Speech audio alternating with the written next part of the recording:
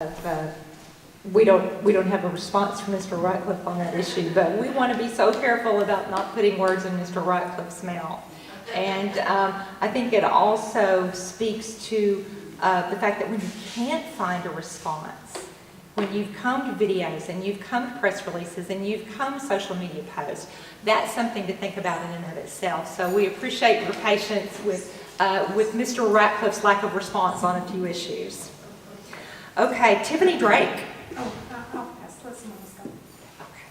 How about if I read your question? Is that okay? The CBO has predicted 22 million people will lose health insurance in a relatively short time under Trump care.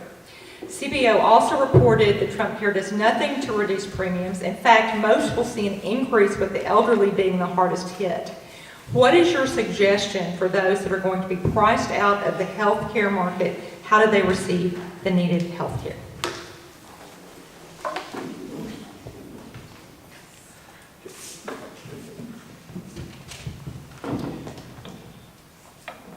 Well, one of the things that I read that Mr. Radcliffe said was that as negotiations were ongoing in terms of health care, that they were going to fine-tune the language of their bill.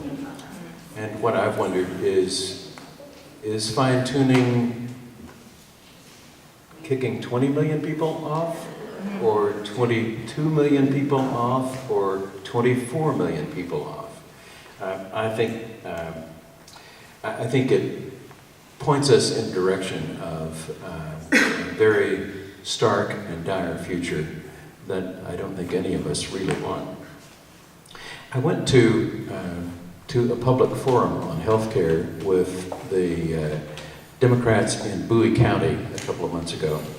It was a very interesting thing because they're in Texarkana, and Texarkana, as you know, is both in Texas and in Arkansas. And they put together a panel of people, half from Arkansas, half from Texas. Arkansas is a state that chose to receive Medicaid expansion. Texas, of course, is not. In the small population state of Arkansas, 330,000 people were added to the insurance rolls, to the healthcare rolls. Through Medicaid expansion. Texas turned down $17.4 billion in Medicaid expansion. Is that up to the governor? Yes. Who is that up to? That's the governor and the legislature.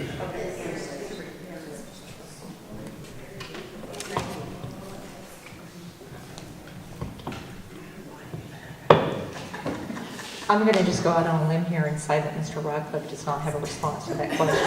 Well, I could have repeated the one that I've already said. I don't think they want that, so it's up to you. Not a problem. Not a problem.